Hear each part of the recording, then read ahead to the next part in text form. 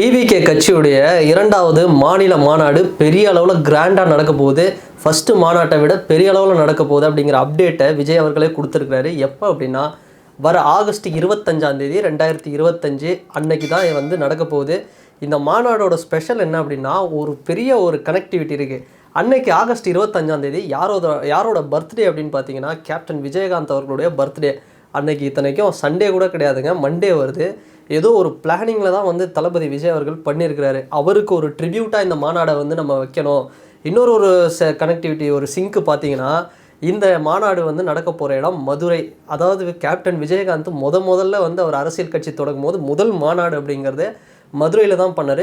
இன்றைக்கும் நீங்கள் மதுரையில் போயிட்டு ஆட்டோ இல்லை பஸ்ஸு நீங்கள் எந்த இடத்துல போய் இறங்கி பார்த்தீங்கனாலும் விஜயகாந்த் அவர்களோட ஃபோட்டோவை ஆட்டோவில் பார்க்கலாம், டெம்போ வேணும், பல இடங்களில் பார்க்கலாம். அந்தளவுக்கு அவருக்கு வந்து ஒரு ஃபேன் பேஸ் அப்படிங்கிறது தாண்டி ஒரு கோர் ஃபாலோவர்ஸ் வந்து இருக்காங்க. எப்படி வந்து டிஎம்கேவுக்கும் ஏடிஎம்கேவுக்கும் ஒரு வெறித்தனமான ஒரு ஃபாலோவர்ஸ் இருந்தாங்க, அந்த மாதிரி ஃபாலோவர்ஸை இன்றைக்கும் பார்த்துக்கலாம். நீங்கள் வந்து ஒரு ஆட்டோவில் ஏறி சவாரி, அது வேறு கட்சி ஆளுங்களாக இருந்தால் கூட பட் கேப்டனை வந்து அவ்வளோ பெருமையாக பேசுவாங்க. அந்தளவுக்கு அவருக்கு வந்து இன்றைக்கும் ஒரு சப்போர்ட்டர்ஸ் வந்து இருக்காங்க.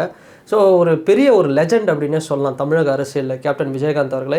பட் மக்கள் மீடியா சொல்கிறது இந்த தேவையில்லாத சில விஷயங்களை பார்த்து அவரை வந்து நம்ம நிராகரித்து அவரை நம்ம தோக்கடித்து மூட்டையை கட்டி அப்படியே மூளையில் உட்கார வச்சு அனுப்பிச்சிட்டோம். ஸோ அது வேறு விஷயம். இன்றைக்கி அவர் இறந்ததுக்கப்புறம் மறைந்ததுக்கப்புறம் இந்த மாதிரி ஒரு மனுஷனை மிஸ் பண்ணிட்டோமே அப்படிங்கிற மாதிரி வந்து ஃபீல் பண்ணிகிட்ருக்கோம். எனக்கு என்னென்னா இந்த ஒரு தவறை நம்ம வந்து விஜய் அவர்கள்கிட்ட பண்ணக்கூடாது அப்படிங்கிறத வந்து நான் இந்த இடத்துல வந்து நான் சொல்லிக்க விரும்புகிறேன். ஏன்னா கேப்டன் அவர்களுக்கு ஒரு பெரிய கூட்டம் இருந்தாலுமே இன்றைக்கி கரண்ட்டில் பார்த்தோம்னா அவரை விட அதிகமாக ஒரு 2 மடங்கு அதிகமாக கூட கூட்டம் அப்படிங்கிறது விஜய் அவர்களுக்கு இருக்குது.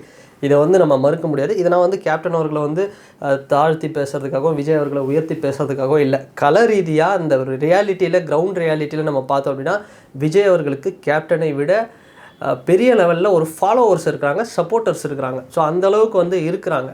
ஏன்னா ஒரு சூப்பர் ஸ்டார் அப்படின்னு வரும்பொழுது ஒரு ஃபேன் பேஸ் அப்படிங்கிறதே வந்து அதிகமாக இருக்குது. அதை தாண்டி அது அரசியல் கட்சியாக வரும்போது இன்னும் அதிகமாக தான் இருக்குது. ஸோ அந்த மாதிரி கேப்டன் அவர்களுக்கு ஒரு ட்ரிபியூட் தர விதமாக தான் மண்டே ஆனாலும் பரவாயில்ல இந்த மாநாட்டை வந்து ஆகஸ்ட் 25 வச்சு ஆகணுன்ற மாதிரி ஒரு கேப்டனுக்கு ஒரு தம்பியாக. ஸோ ஒரு படத்தில் சொல்லியிருப்பார் பாருங்க, நான் செந்தூர பாண்டியன் தம்பினை, எனக்கு தோல்வியே கிடையாது. அந்த மாதிரி ஒரு செந்தூர பாண்டியனோட தம்பியாக தளபதி அவர்கள் வந்து கிளம்புறாங்க போகிறாரு. முன்னாடி நடந்த அந்த விக்கிரவாண்டி சாலையில் அங்கே நடந்த மாநாட்டை விட இது இன்னும் ஃபயராக இருக்கும். ஏன்னா மதுரை அப்படிங்கிறது தமிழ்நாட்டுடைய ஒரு ஹாட்டு, ஒரு சூப்பரான ஒரு ஸ்பாட்டு. எப்போவுமே நைட்டு கூட பார்த்தோம்னா 12-1 மணிக்கு கூட வந்து அப்படி என்ன வந்து நீ பெரிய சென்னையில் கோரா ஃபுட் ஸ்ட்ரீட்டு மௌன இதுன்னு வந்து சொல்லிக்கிட்டு ஓயமாறுன்னு அங்கே போய் மதுரையில் போய் பாருங்கள் என்ன மாதிரி ஒரு வேறு லெவலில் இருக்கும். அப்படி ஒரு இடம், அப்படிப்பட்ட ஒரு மண்ணில் மதுரையிலே வந்து இப்போ போஸ்டர் அடிக்க ஆரம்பிச்சிட்டாங்க தளபதி விஜய் அவர்கள் நீங்கள் மதுரையில் வந்து கண்டெஸ்ட் பண்ணணும் அப்படின்னு. ஸோ இன்னொரு பக்கம் பார்த்தோம்னா அன்னைக்கு இந்த ஆகஸ்ட் 25 தேமுதிக டிவிகேல வந்து அலைன்ஸில் வருமா அப்படிங்கிற ஒரு கேள்வியும் இருக்குது. இப்போ ரீசெண்டாக கேப்டன் அவர்களுடைய பையன் விஜய பிரபாகரன் அவர்கிட்ட கேட்கும்பொழுது அவர் வந்து இன்னும் ஒரு ப்ராப்பரான பிஜேபி இல்லாத ஒரு அலைன்ஸில் தான் நாங்கள் போவோம் அப்படிங்கிற மாதிரி சொல்லியிருக்காரு. ஸோ நடக்கிறதெல்லாம் பார்த்தா ஒரு வேளை டிவிகேல அன்னைக்கே கூட வந்து பார்த்தோம்னா டிவிகேவுடைய அந்த மாநாட்டுக்கு தேமுதிக சார்பில் வந்து சில பேர் வந்து அந்த அலைன்ஸை வந்து உறுதிப்படுத்துறதுக்கும் வாய்ப்பு இருக்குது.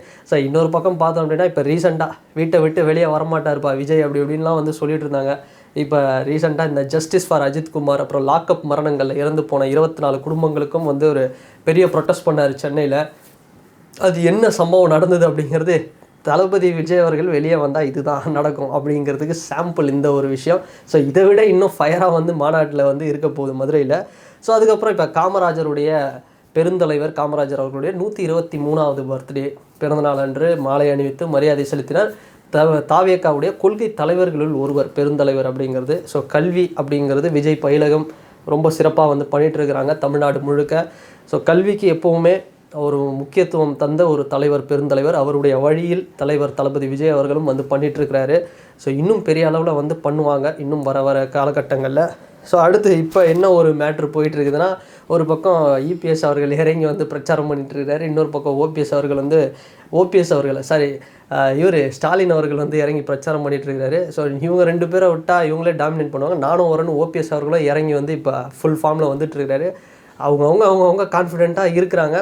ஸோ அந்த லெவல் கான்ஃபிடென்ஸ் இருந்தால் போதண்டா அப்படிங்கிற மாதிரி வந்து ஒரு மோட்டிவேஷன் மீம்ஸ் கிரியேட்டர்ஸ்க்கு ஒரு மோட்டிவேஷன் தர அளவுக்கு ஸ்டாலின் அவர்களும் எடப்பாடி அவர்களும் வந்து இறங்கி வேலை பார்த்துட்ருக்காங்க. ஸோ எது எப்படியோ பட் டிவிக்கு நிறைய பேர் சொன்னாங்க இன்னமும் மக்கள் வந்து உதயசூரியன் ரெட்டையில தான்ப்பா வந்து மைண்டில் இருக்கிறாங்க அப்படின்னு.